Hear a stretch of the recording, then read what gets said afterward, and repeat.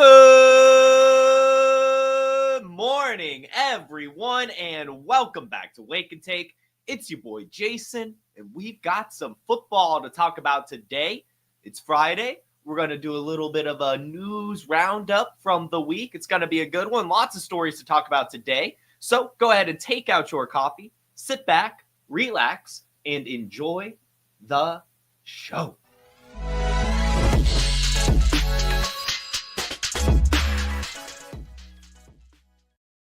And welcome in everyone here. We've got Donald and Louie in the chat. Good morning to you and everyone that's piling in. If you're listening on the podcast as well, thank you for listening to Wake and Take. You can find the podcast via the link in the description. You can find the link to the awesome Wake and Take mug via the link in the description.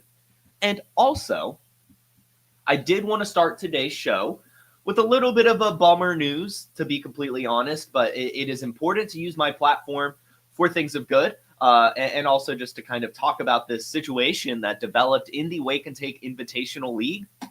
Unfortunately, the unfortunate happened. As you guys know, we have a 32-team dynasty league for our Wake and Take listeners, and unfortunately, we did lose one of our valuable members to the community, Bad Cats for Real. He passed away about a month ago, and we just found out we've gotten him a replacement. Luckily, one of his very close friends was also in the league, and one of his very close friends is able to take over the team with him still staying on as a co-owner. So he's still going to be involved, sort of, a little bit of a, just in spirit type of thing. And I really just wanted to kind of send out my regards, my wishes and everything to his family and friends that were affected by this. It's really, really unfortunate news to happen. It's we've been kind of reeling from it in the Wake and Take League chat. And I did just want to say that I have been in touch with some of his close friends, and I've been able to, kind of send over some stuff to the family. And they did actually want me, and I offered, to talk about a charity as well. If you kind of feel moved by this situation, it's always unfortunate, especially it's in our own fantasy football league. This is just kind of comes out of nowhere for someone to pass away in your own dynasty league. It's really, really horrible news. We're not totally sure even what happened with him. From what I gather, he was at a Cowboys-Bengals game and then just never kind of came home. So really, really sad stuff. But I did want to say there's a link in the description for forzacharyinc.org. That is a charity for children with spinal muscular atrophy.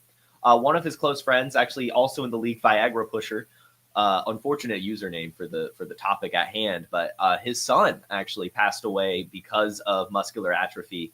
And so this was a charity that Bad Cats for Real, Wildcats, was very, very, involved in and had, a lot of information about and cared about a lot. He was, from what I gather, really just a truly amazing person. He was a football coach, a middle school football coach for the Wildcats. That's where he got his username from. Really, really present with his friends, especially for this situation with the spinal muscular atrophy for the member in our league still. So I just really want to say, we don't know his real name. I haven't been given his real name, but they're calling him TR. They refer to him as Wildcats. And again, I just want to say, I'm totally bummed by it. It really, really sucks, but we're figuring it out. We're sending our condolences over. And if you guys could find it in your heart, maybe to send over something for Zachary Incorporated, the spinal muscular atrophy for kids charity. Anything I'm sure helps. Just kind of wanted to use this use this, bad event to do something positive. And that's would be for the spinal muscular atrophy charity, something that Wildcats cared about a lot for his close friends and family. Again, just horrible news, but wanted to mention it here on the show. Wildcats was an awesome person in the league. He even made the playoffs for the league. And it just sucks, man. It just sucks. So again, sending my regards to his family, his friends. Horrible, horrible stuff. And yeah, we'll just have to move on here. But again, you can find a charity link in the description, and we'll probably figure out some other stuff, maybe name the trophy after him or something. But just horrible, horrible news. And I wanted to use my platform to kind of talk about it a little bit, since he was a valuable member of our community. And he really, really will be missed. An incredible fantasy football player and an incredible person, from what I gather, speaking to some of his close friends and family members. So my heart goes out to all of them involved, and rip Wildcats. Rip Wildcats. So I wanted to go ahead and get that off my chest at the beginning of the show while you guys were engaged, so it was at least mentioned while everyone's here. But unfortunately, we do have a show to do. We do have some football to talk about today. So why don't we go ahead and get right on into it?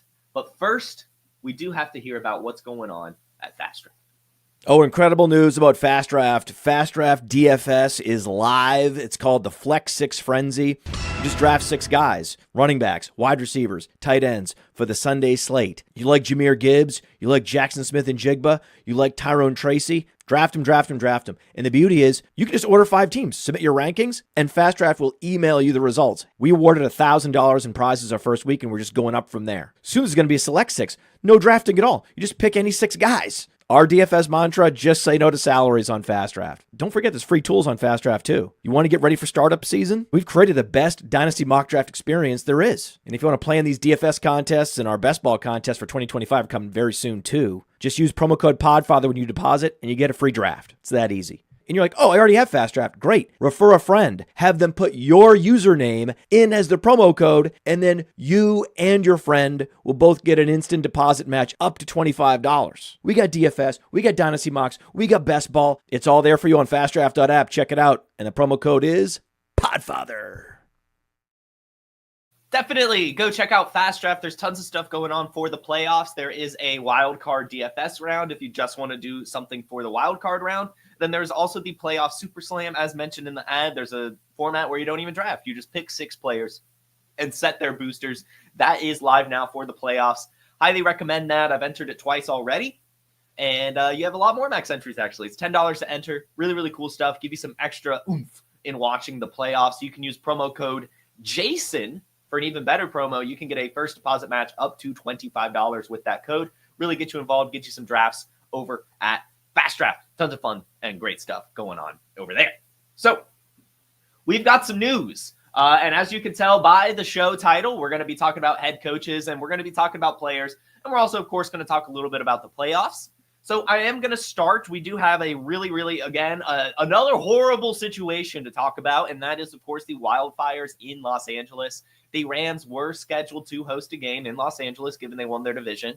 However, due to these fires, they did have to move it to Arizona. They'll be playing in the Cardinals Stadium. There's a certain amount of humor to that. I'm not going to lie, kind of winning the division and then hosting your playoff game in another division rival stadium. But this has actually happened before. They've played in this Arizona Cardinals Stadium a couple times in their history. And shout out to the Cardinals actually for, despite being division rivals, stepping up and letting them have a stadium for them to play in. Really, really cool stuff by them and for the league to kind of get that organized. And again, I want to use my platform to just say that, hey, there's some horrible stuff going in Los Angeles.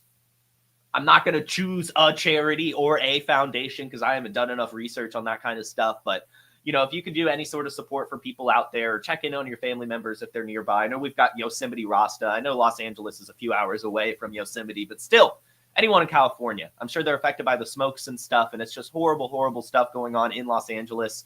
And my heart goes out to all those affected. Do definitely recommend finding a charity that you feel you can get involved with. Maybe support the volunteer firefighters or something out there because, as we know, Los Angeles decided to defund their fire department for some reason. I don't know why you would do that if you're a place so prevalent with fires. But that's politics for you, and we don't have to go much further. But again, there's tons of great organizations and people out there looking for support and aid. Highly, highly recommend doing something. It is just horrible, horrible stuff what's going on out there. And my heart goes out again to the citizens of Los Angeles and the nearby affected communities. I will say, I want to use my platform to, make sure you help the ones that are actually needy. There's a lot of people out there that I'm sure, yes, it sucks what they're going through, but they're going to be able to get on their feet. That's why I kind of mentioned the volunteer firefighters. I mean, these are people risking their lives voluntarily. So I would love to support those people. And some of the more, lower income communities is where I would kind of send my personal support to. But do what you need. Everyone needs the help right now. Horrible, horrible situation in Los Angeles. But shout out to the Arizona Cardinals. They'll be hosting the Rams-Vikings game. And the Rams, as we talked about on the playoffs episode, I do think that the Rams will win this game. And now they have even more to fight for. So it'll be kind of fun to watch. And I'm sure that we'll have all the little coverage and stuff going on about all the fires during the game and all that stuff. But again, horrible situation going on out there. highly recommend doing something to get involved. Now, actual NFL news. We're going to start with the head coaching carousel and all the searches that are going on. We're going to start with the New England Patriots. They did move to fire Jerod Mayo. And this one honestly just kind of pisses me off. I get it, right? I know that Robert Kraft's getting older and he wants kind of the instant gratification, but to me, it just almost feels like this was the plan from the beginning. I don't know why you hire a first-time head coach, and expect him to immediately turn things around, especially with one of the worst rosters ever known to man. Like, it is a horrible, horrible roster going on in New England with not much going for them in any way. And so I just feel really bad for Jerod Mayo. I'm not going to lie. I understand he made a lot of mistakes, and the locker room especially kind of got torn up with how Jerod Mayo handled the quarterback situation. But damn, man, I think that if you're hiring a first-time head coach, you've got to give him a little bit of a longer leash. That's kind of the whole point. You want him to go along with the rookie quarterback and start to build this organization from the bottom up. And firing him after one season, and a season that wasn't too horrible. I mean, I know obviously they're a top 5 draft pick, but I mean, that's kind of expected. They had a couple big wins. I mean, they beat the Bengals, they beat the Bills, and yes, of course, it was a reserve roster for the Bills, but still, to me, it just seems very, very short-sighted, very, very kind of like Robert Kraft wants the instant gratification, and I just don't know why he would have done it in the first place. That's kind of my qualm. Like, I just feel that Jerod Mayo should have been given a longer leash, in my opinion. Or maybe just don't even fire Bill Belichick, you know? I don't know. It was a really weird one to me. Robert Kraft has kind of spoken about it, and you know, his headspace makes a little bit of sense. He said, this whole situation is on me. I feel terrible for Jerod because I put him in an untenable situation. I know that he has all the tools as a head coach to be successful in this league, but he just needed more time before taking the job. In the end, I'm a fan of the team first, and now I have to go out and find a coach who can get us back to the playoffs and hopefully championships. And that's, you know, right. I get it. You know, I do agree that Jerod Mayo probably isn't the one to totally turn around the organization, at least overnight. And I do see a great comment here from Mark saying that, you know, maybe he got fired because he won that last game and hurt their draft spot, but it's also just like, he has to win games. You know, he is a head coach fighting for his job. So I think it is kind of a two-way street. I do get that, but I don't know. It just feels like a really, really kind of reactionary firing to me. That doesn't make a ton of sense. It makes some sense. I'm not going to lie. I mean, like, I know that Mike Vrabel is on the market, and that's someone that they could definitely kind of get behind, given his history with the team and kind of just the old school football style that he brings. But I got to say, I mean, again, it's just a rookie quarterback, a really horrible roster, and they looked really, really fine at times. I mean, they were in a lot of close contests. Drake May kind of was able to put the team on his back, and I just think, you know, with this higher draft pick, they get the wide receiver that they need. You know, they go out and get some players on the free agency, and they really do work on this roster and give Jerod Mayo one more season. I don't know if it would be that bad. I think they'd be right around 500, trending in the right direction. But that isn't what Robert Kraft felt, and he ultimately made this decision. We'll see where it goes. Again, Mike Vrabel is kind of the top candidate right now. Another one I've been seeing is Ben Johnson, and that's kind of sneaky. I don't hate it, just because I'm also kind of, a lot of people are pegging Ben Johnson to Ben Johnson to the Bears. And I get that, given everything that's going on in Chicago, but I don't know if he would stay in division since he seems so loyal to the Detroit Lions. I mean, you know, obviously money talks at the end of the day, but I do think the Patriots is a sneaky landing spot for Ben Johnson. There were a lot of reports out there that Ben Johnson was enamored with Drake May in the draft process last year. So if that's a quarterback he's attached to, that's where he could go, you know, and it's a historic organization, at least in the aughts. So I like that landing spot for him. Right now, Mike Vrabel is the leading candidate, and we're a long road ahead of us. I don't want to spend a lot of this head coach searching trying to speculate on who it's going to be. You know, we'll kind of answer that when it happens, but that's kind of where we're at. Again, I don't necessarily agree with it too much. I think it makes a little bit of sense. It just in terms of, you know, maybe Jerod Mayo wasn't totally the right guy. I just think, again, if you're going to hire one guy that's never been a head coach ever, and I also have to arguably say never really even a coordinator. I mean, a lot of what happened in New England was Bill Belichick. So I don't know. It just seemed like a bad hire in the first place, I guess, at least if you were only going to give him one season. I don't know. You know, I liked the hire a lot. I thought it was going to be something with a long leash where you'd have 2 or 3 seasons and then we'd see how it went because this team's just so bad. But no, I think that literally, even if you bring in a good head coach, what are they going to do? This roster's horrible. So I don't get it. I really don't. But whatever. But whatever. I do agree with Jamie. It would be fun if we got Gerard Mayo and Will Levis together, the Mayo boys. But that's more of a funny haha moment, not really a true NFL team plan, given how bad Levis was, but funny for sure. And yeah, that's the Gerard Mayo stuff. Again, I don't like it. I don't like it. I feel really bad for Gerard Mayo. I think it's a little unfair, but we'll see how it goes. I do think that ultimately it is a good decision for the Patriots short term. I just don't know if it was the right long-term decision. So we'll see. We will see. Another one that happened was Doug Peterson. Jacksonville Jaguars are moving on from Doug Peterson. And again, this does kind of make sense. Ultimately, Doug Peterson was fired out of Philadelphia for a reason, even after the Super Bowl. And I think that when he kind of came to Jacksonville, we all kind of knew this wasn't going to be a long-term thing. I think it was more of a, hey, fix what Urban Meyer did, and then we'll go from there. And he did. He did fix the turmoil that Urban Meyer called. I mean, his first season in Jacksonville, they made it to the playoffs. But then the last two seasons have been losing seasons, and it just hasn't been good enough. And they will move to fire him. And I don't hate it. I really don't. I don't think Doug Peterson is that great of a head coach. I think he's a fine head coach, but you definitely should have higher expectations for this team with Trevor Lawrence and, now Brian Thomas Jr. I do think this is the right move.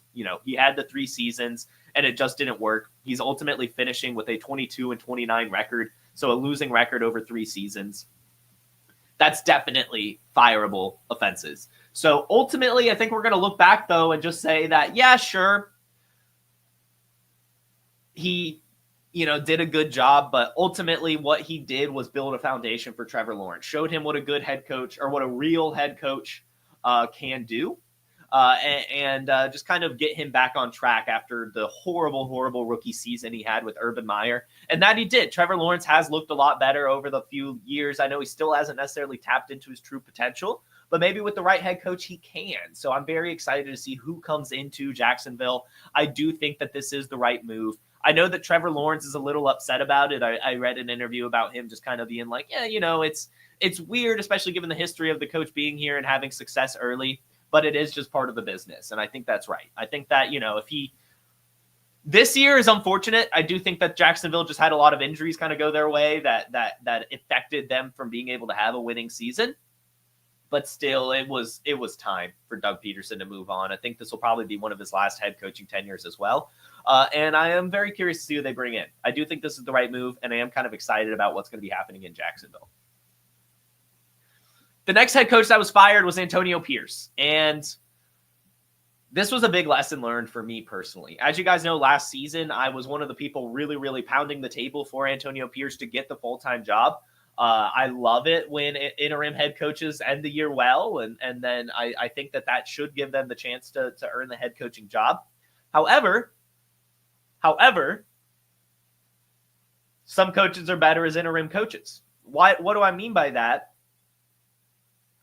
As we talk about a lot over the course of the season, when a coach is gone, when they fire a head coach, especially in the middle of the season, and they bring in this interim, a lot of times we see teams kind of just go back to the basics. They play ball. They just play ball. They have fun again. There's nothing really to play for anymore.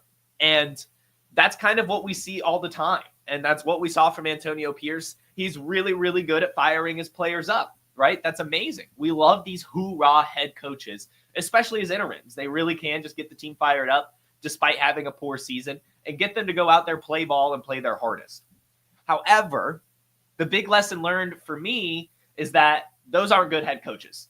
Truly good head coaches at the end of the day. They're good interim head coaches, but generally, Antonio Pierce, I think in particular, not very good when it comes to the whole offseason prep, the whole season prep, and managing a team in general with kind of having all the pieces built for yourself.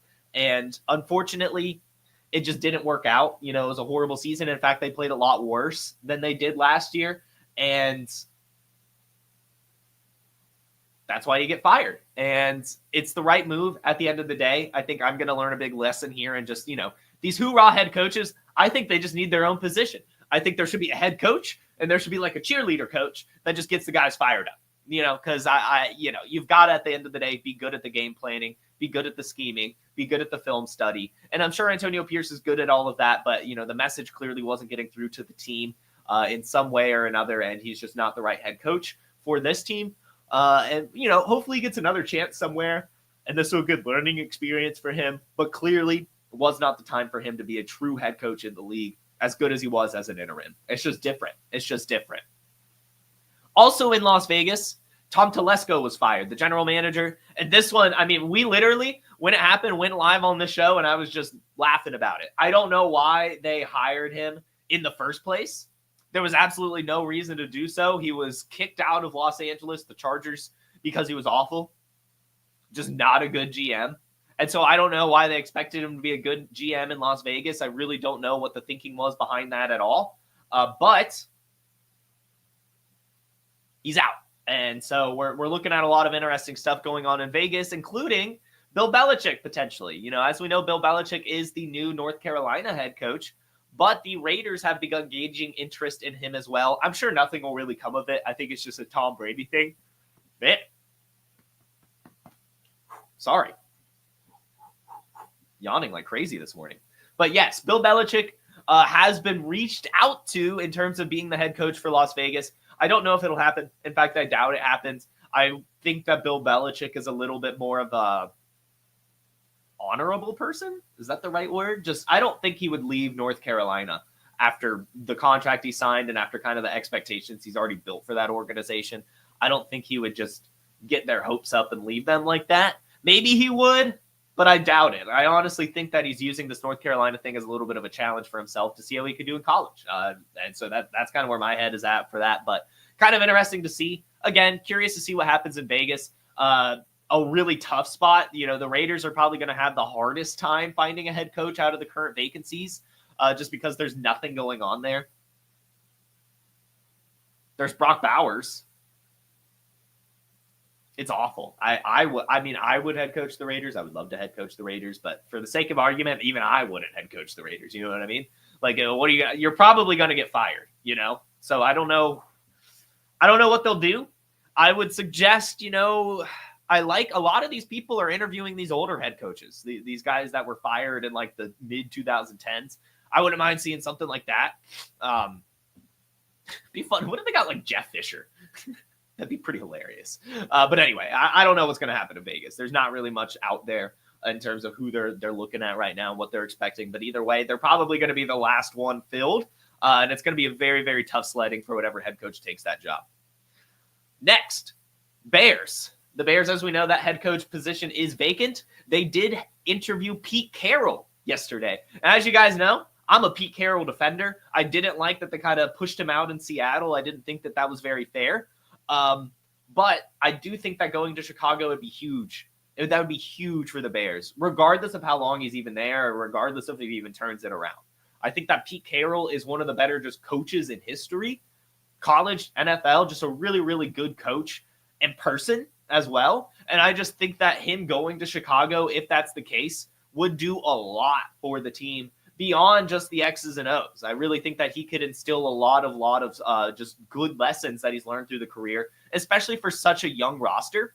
But also, he's experienced in the type of NFL that the league is kind of going back to. The Seattle Seahawks heyday is what the NFL is going back to. All this cover two type stuff. A little bit more run heavy than chucking it like we had seen the last few seasons. And Pete Carroll would be really, really great at getting this team back on track, being a normal offense with a good defense. And I love it. If Pete Carroll ends up as the Bears head coach, I would not hate that at all. I do think that if they hire him, he probably already has to have a contingency plan in place. Like, they probably want to know all the coordinators and what they plan to do with him in his absence. Because he is older. And so they probably want him to have a plan for a couple seasons down the line. But either way, I think that this is a really, really good football move for the Bears if they end up doing it. And I'm definitely going to keep my eye on it because I like it. I like it a lot. And again, I don't really like how he was pushed out of Seattle. I do think that was unfair for him, especially with everything he did for that organization. And I don't think they were that bad. And speaking of Seattle, they fired Ryan Grubb? ? They fired Ryan Grubb as the offensive coordinator. And I don't get it. I'm not going to lie, I don't get it. I think that he did a very fine job. Again, first year offensive coordinator. What do you want him to be? Andy Reid in his first year? No. I mean, they had a winning record, 10-7, a great record. Just didn't make the playoffs. Geno Smith had a really great year. You know, they were top 10 in passing attempts and pass yards. They were 11th in rushing touchdowns. They were top half of the league in yards. They had 5,600 yards. That was 14th in the league. And they were 18th in points for. I mean, they were an average to above average offense. And yes, they were hit or miss. A lot of that was injuries, whether it be Kenneth Walker or DK Metcalf. And so I don't know. I don't really agree with the decision. Mike Macdonald did come out and say that this was a decision that he made because he just didn't like the offense that Ryan Grubb had. You know, they don't have the same philosophy. Ryan Grubb slings it a lot more. And this is actually, you know, kind of what we talked about when we talked about the Seattle Seahawks expectations this season. I did say that Mike Macdonald, being a defensive coordinator, probably wants to run the ball more than he wants to pass the ball. And I did think that Ryan Grubb was the antithesis of that. So I was curious to see how it would go. And yeah, Mike Macdonald has come out and explicitly said that he wants to run the ball more.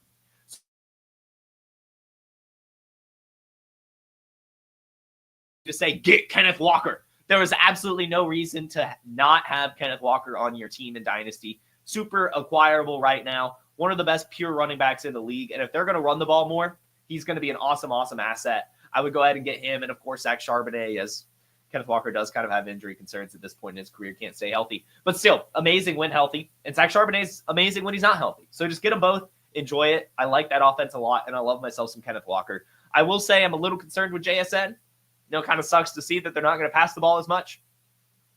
But it is what it is. And Ryan Grubb is out. I'm sure he'll land on his feet. I don't think he did a bad job at all. I'm sure he's going to end up being a coordinator somewhere. Hey, maybe in Chicago. You know, maybe because Pete Carroll was still involved in Seattle. So maybe Pete Carroll brings Ryan Grubb as his offensive coordinator to Chicago or something. That could be fun. And that would fit really, really well with the wide receivers they have and the quarterback they have. Hey, I'm getting excited now. Let's get Ryan Grubb in Chicago. Boom. We solved it. Look at that. So anyway, it is what it is. Ryan Grubb out as the offensive coordinator in Seattle. They will be replacing him with a little bit more run-heavy coordinator to match Mike Macdonald's kind of philosophy of football. And I don't know if it's the right move. We'll see how it goes. Like I said, they had a winning season. They were totally fine. I thought the offense looked good at times, and I wouldn't make this move if I were the front office. But it seems that Mike Macdonald kind of has a heavy hand in what's going on in this team. And that's that.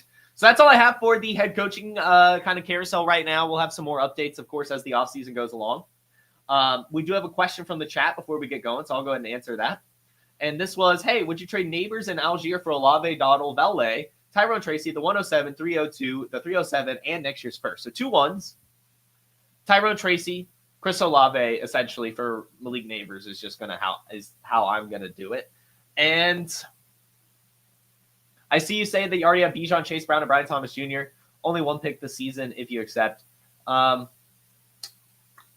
would take the Neighbors side. I know it's a lot of pieces. But ultimately, you were trying to consolidate your roster, right? Like, you were trying to get the superstars. And so I just don't really want to trade Neighbors, especially for picks that might end up being Neighbors, maybe, potentially. Like, yeah, sure, the value is there. I'm not going to lie.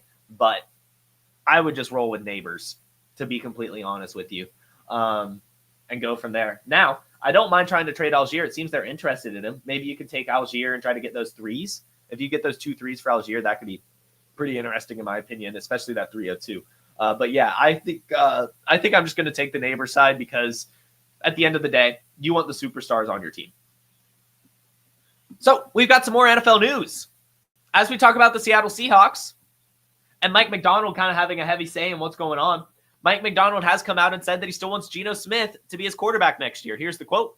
I want Geno to be here. I think he's a heck of a player. I feel like Geno's the best for the team right now, and I'll be involved with it. Ultimately, it's not my decision. It's a Seahawks decision. But Geno knows how we feel about him, and we love him as our starting quarterback for sure. As we know, he had a pretty decent season. He had over 4,000 yards, had 21 touchdowns, a 70% completion percentage, which was a career high, and only tossed 15 interceptions. In fact, the Seahawks have been over 500 every single season that Geno has been the starting quarterback. So he has been a pretty good fit for them. And it, not too bad. Really hasn't been too bad there. As we've talked about a lot, I have always had the concerns that Seattle would be looking to replace him just because they're bringing in, just a whole new staff. And so I do think that if Geno Smith is to be the quarterback in Seattle next year, it would be his last season, and probably more of a maybe even a mentor. Maybe they take a quarterback in the first or something to sit behind him for the season, as it seems they got Sam Howell to do that, but Sam Howell just didn't have what they wanted. And yeah, Smith is on the final year of his contract. So this is probably it for him in Seattle, to be honest, but glad to hear that he's still there. There's still a little bit of dynasty value there for him. And yeah, I like him there. I do. He's been really, really good. As we talked about, top 10 in passing yards, had the good seasons the last 3 years here, still under contract. But the Seattle Seahawks clearly do need to start looking for their quarterback of the future. And Geno Smith necessarily isn't that for the franchise, but a really good bridge quarterback. And it seems to be that we'll have him for one more season. Another big news story that happened over the week was the Tyreek Hill situation. As we know, he kind of walked out of the Week 18 game, just kind of gave up, and then after the game just said he's done, doesn't want to be here anymore, wants to be on a competitor, knows he's at the end of his career, all this stuff. Really just throwing a hissy fit for basically no reason. Yes, of course, this season didn't go as he wanted it to. Tua getting hurt as often as he did, him not even breaking 1,000 yards. It has to hurt him, getting older and feeling like he's lost it. But he's just throwing a temper tantrum. And this is what we talk about with Tyreek Hill all the time. He's just so entitled, such a crybaby. And it really just pisses me off. It really does. Like, dude, just play ball. Like, seriously. What are you doing out here? Just every single season, drama, fighting with cops, beating up a marina employee because they wouldn't let him take his boat out in stormy weather. Like, dude just sucks. He really sucks. And I just hate it. I really do. I hate it for the team. As we saw, there was actually a clip out there. I highly recommend checking it out. It's so interesting. You can hear Jalen Waddle just say, "You're done? So you're just done? Okay, whatever, but don't be out here. Go sit on the sidelines and let us play ball because you're not giving any effort," type stuff. And that's how it is. Like, dude, it's just so disrespectful. You're making millions of dollars. You're friends with all these guys. You have to win this game to potentially keep your playoff hopes alive. And I know that they probably knew the Broncos were winning and they weren't going to make the playoffs, but still, like, dude, seriously. And now all these reports coming out that, he's been playing through a wrist injury all year. I don't buy it for a second. I don't buy it for a single second. I'm not going to lie. I understand that, hey, I get it. This is how the media works. So we've got a superstar out here who had a bad season, is now causing a lot of drama. Let's just put some reports that he's been playing through an injury. Maybe we could save some face here. I don't buy it for a second, especially towards the end of the year, right? Like, this is just a minor wrist injury that he picked up in training camp. Do you really think it lingered all season? Seriously, ask yourself that. My answer is no. My answer is hell no, especially since we saw some good games from him. I mean, he was good early in the season. So I don't buy it at all. Still at almost 1,000 yards with Tua being out for most of the year. Still had 6 touchdowns. Still had some ceiling games. I just think his head wasn't in the game. Call me crazy. I just think that this drama queen decided to be a drama queen on the field all year. I don't think it was a stupid wrist injury. Are you kidding me? Michael Pittman played through a broken back all season. So get out of here with this. I'm not going to lie. Tyreek Hill pisses me off. Not going to lie here. Let me know Tyreek Hill pisses you off, because he pisses me off. Let me know, chat. Let me know, comment section. And speaking of players that piss me off, Aaron Rodgers. Although at least he's a little bit more entertaining. I'm not going to lie. Yeah, Aaron Rodgers is a little entertaining, as much as I kind of hate the drama that goes on with him. But he is not expected to be back with the New York Jets last year. He kind of burnt that bridge. Same with Devontae Adams. I think it's kind of a package deal there. So we will be seeing what happens. Aaron Rodgers did kind of hint heading into Week 18 that this may be his last game. But I don't necessarily believe it. I think he still has enough in the tank to where his ego is telling him to keep playing ball. He threw for almost 4,000 yards and actually had 28 touchdowns. Literally almost the same season Patrick Mahomes had. Patrick Mahomes had more passing yards. Aaron Rodgers had more passing touchdowns. And some of the underlying metrics were good. He was top 10 in a number of metrics. Definitely top 20 in almost all of them. So he's still like an average to above average quarterback in some respects. The Jets just kind of a bad organization and things just didn't go right this season. But if he does end up on a team for like a 1-year deal, I could see that happening. A playoff team that just needs a quarterback for one season. I think that that's probably what we're going to see here from Aaron Rodgers. I do think that he has enough left in the tank again to where he will keep things going, put things together for one more year, and just be out of New York, which is fine. And I think that that's kind of good for the Jets in general. As you guys know, I never liked the Jets in particular. The only player I wanted was Breece Hall, and even then he disappointed to a major degree. I am concerned about Garrett Wilson, as I always have been. I think those concerns will always be there for me. He's just one of those players we talk about all the time. He's just very good. And very good doesn't pay the bills. You got to be great for the price that you're paying for Garrett Wilson. So now we have a quarterback controversy going on there as well. So, yeah, pain. But good. But good for Aaron Rodgers, I think. Good for Davante Adams. And ultimately good for the Jets. Now, speaking of the Jets, they did have Rex Ryan in to interview for the head coaching position. And again, I kind of like it. I just Rex Ryan's from my growing up era. I love these coaches, the Pete Carrolls, the Rex Ryans. Even if he wasn't that good, he was pretty good. I like it. I like that we're kind of going back to this, middle modern kind of football. And I do think that he would be a fine fit in New York. He's been there before. It was fine. And just kind of get this team back on track. I think they need some tough love, and that's what Rex Ryan brings at the end of the day. This is the real NFL, baby. So I like that.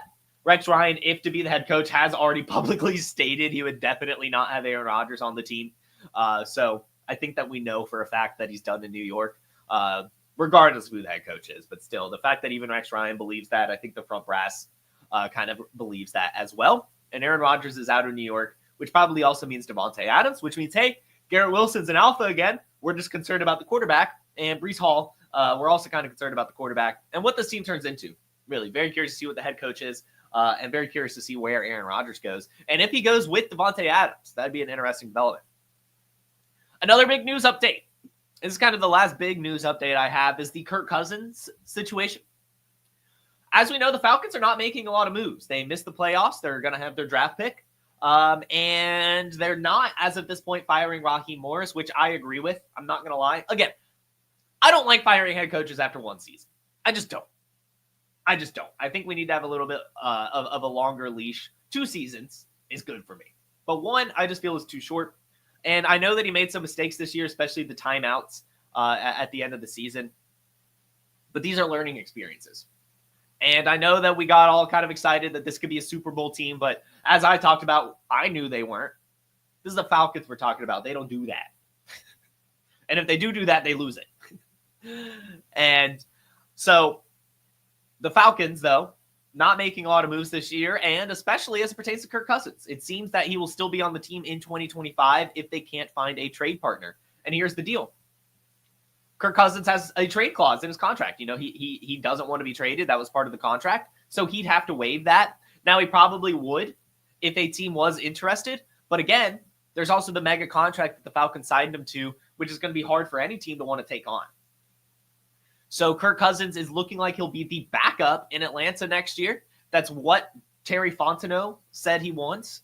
And Kirk Cousins has been a good kind of mentor for Michael Penix. So that would be fine. And we talk about it, backup quarterback's incredibly important. Quarterbacks get hurt. And to be able to have another quarterback step in and play fine, that's exactly what you're looking for. So Kirk Cousins looks to be the backup in Atlanta next year, unless they can find a trade partner. And I'm sure they're going to look for one. I'm sure that there's some suitors out there. But ultimately, I'm sure that Aaron Rodgers would take precedent, given he'll probably end up being like a free agent or at least a cheaper contract. And I just got to say, I know a lot of people are saying it's a lot of money blown on Kirk Cousins. That's a lot of money blown on Kirk Cousins. But you have to think about it as a sum of the quarterback room. Michael Penix being on the rookie contract kind of makes this fine. It's like you're just paying money on the quarterback room. You're not necessarily paying the quarterback one money. And yes, of course, it is a wasted money on Kirk Cousins. But at the end of the day, I really think it's totally fine. I am excited for 2025, and I think things will be fine. I know that there's a lot of overreaction right now. Atlanta sports fans do that, but we don't need to fire Raheem Morris. And we don't need to trade Kirk Cousins. It's good to have a backup quarterback that understands the system and can play at a high level if needed. So curious to see what happens here. I don't think anything's really going to happen. I think he will actually be the backup. I think that makes a lot of sense because I don't think a team's going to want that contract. And I don't know what team Kirk Cousins would waive that no trade contract clause for, at least in terms of who needs a quarterback. Like, is he going to go to the Raiders? Absolutely not. Maybe he'd go to the Saints because there's some Derek Carr stuff boiling. But yeah, that's the situation in Atlanta. Lastly, I've got you guys some playoff updates. Nothing too crazy here, but we had some roster moves. The Vikings have activated Daniel Jones to the active roster, which I just think is hilarious. Imagine Sam Darnold goes down in like the first quarter and we just have to watch Daniel Jones in the playoffs. Although he has won a playoff game, so maybe that's a good thing. But just think that's kind of funny. And also funny, Ezekiel Elliott, he signed with the Chargers practice squad. Ezekiel Elliott is in the playoffs, baby. That's hilarious to me. Won't be activated off the practice squad unless an injury happens. But just kind of fun to me, especially, if an injury does happen and they win, maybe we'll see them again against the Chiefs or something, see Ezekiel Elliott in that blue and yellow. But yeah, that is, wow. I am sorry. But yeah, that is kind of just a couple miscellaneous updates from the playoffs. We also have some injury updates. As we know, Zay Flowers got injured in Week 18. He's officially out. As we know, Christian Watson tore his ACL in Week 18. He's done. In fact, it sucks, but Christian Watson, I was so hopeful. He's just injury prone. It is what it is. I think that it's official at this point. I think he's still a good best ball wide receiver, but I think that's kind of all she wrote for Christian Watson in terms of being a rosterable player on managed leagues. David Montgomery, he's expected to be back for the divisional round, so huge news for the Detroit Lions. Jordan Love was a full participant in practice, so will be there for the Eagles game. Jalen Hurts also back at practice from his concussion protocol, so will be there for the Packers game. And Josh Palmer, out. Josh Palmer is out for the Chargers game. No Josh Palmer for the Chargers. Not that big of a deal. Ladd McConkey has been good. DJ Chark scored a touchdown last week. Quentin Johnston has been randomly good as well. So that will kind of do it for the injury updates in the playoffs as well. Lots of great games this weekend. If you guys missed it, I recommend checking out the Wake and Take episode on Monday. We did a playoff bracket and talked about the playoffs in general, did an FFPC team, talked about fast draft, talked about all the games. Lots of fun stuff going on in the playoffs this year. Lots of great teams. So check out that episode if you want some more playoff content. And let's answer a few questions before I go enjoy the snow.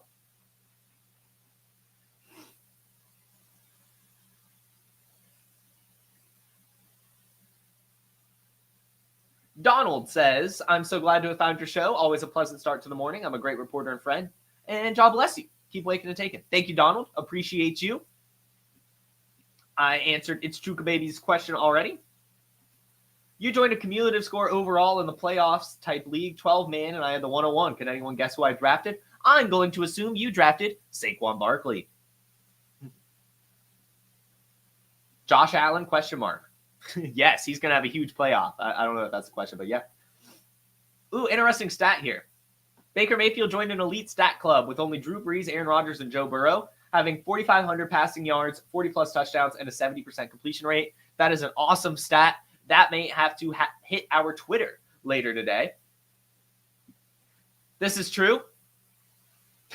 I started some new medicine, and I'm not really supposed to have caffeine with it. So I've been barely sipping my coffee, and I am definitely tired. Where are you ranking Baker Mayfield in Dynasty? Great question. I am going to say this. I'm not going to give you a true answer on where I rank him. I am going to say I am not putting Baker Mayfield on many of my Dynasty rosters.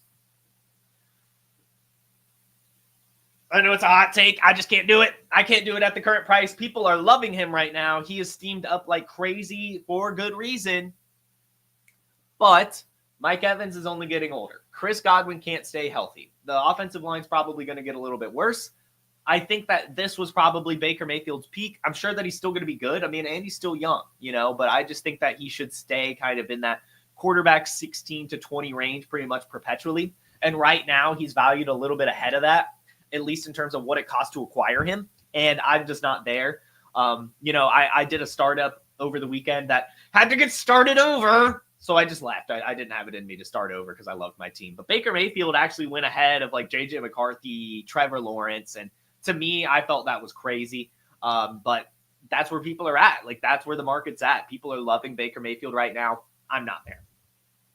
Personally, I'm not there. I think that, especially with Mike Evans getting older, Chris Godwin's injury concerns, I do think that he's due for some regression at some point. We're still talking about 3,500 yards and 25 touchdowns, but that's not a top 5 quarterback season. This was his peak, and I'm comfortable calling that.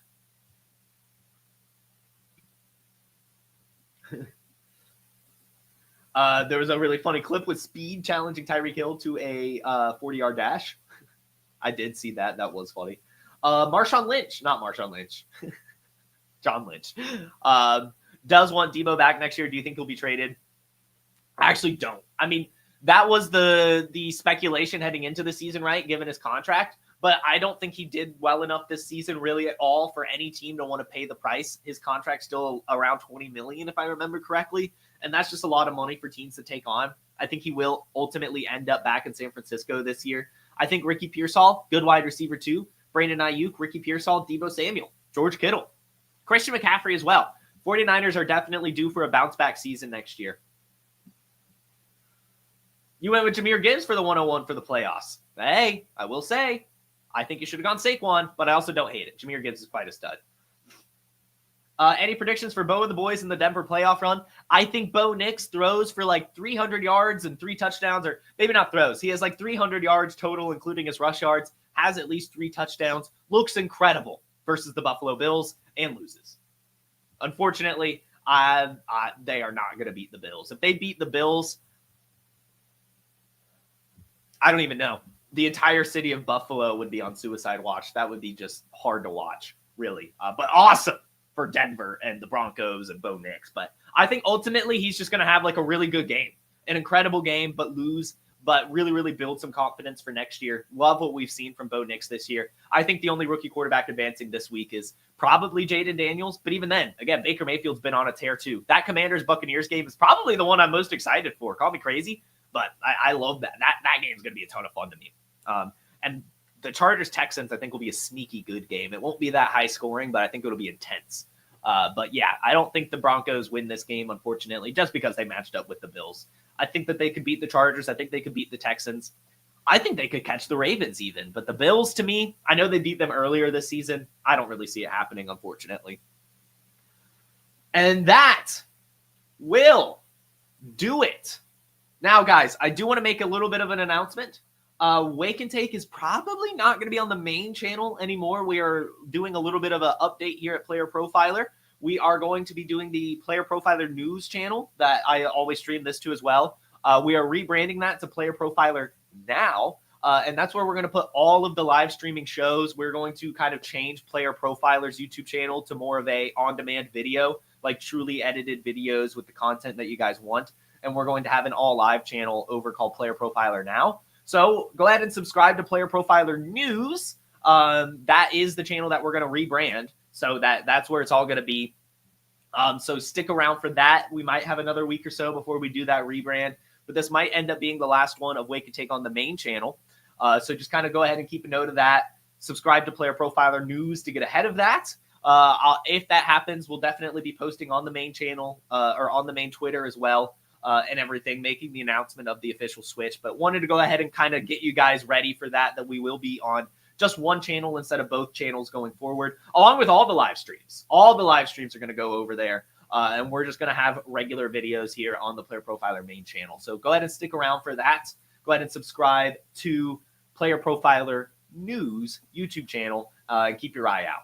And lastly, you all have a wonderful day. Have a fantastic Friday, a wonderful weekend. We will be back on Monday, giving our reactions to the playoffs. I think I'm going to keep doing the Monday, Wednesday, Friday through the playoffs. We'll see. As you guys see, I'm tired, man. I am tired. But I love doing the show, and I think just doing the 3 shows kind of makes it easy on me. But we'll see for sure. But definitely, again, subscribe to Player Profiler News. Subscribe to the Wake and Take podcast via the link in the description. Hey, maybe pick up a Wake and Take mug. And follow me on YouTube as well, at JFootballWine. I may start doing some of my own solo content, some big announcements coming through the end of the month from me personally. So keep your eye on for that as well. And everyone, again, thanks for tuning in. You guys are the best audience in the game. Love you all. Couldn't do it without you. Appreciate the support. Hit that like button. Hit that subscribe. And I'll see you next time. Peace. Hey, I want to thank you for being part of this broadcast. If you have any thoughts on it, leave a comment. If you enjoyed it, make sure you leave a like. And if you want to see more shows on the Player Profiler channel, subscribe to it. That's how we know you want more.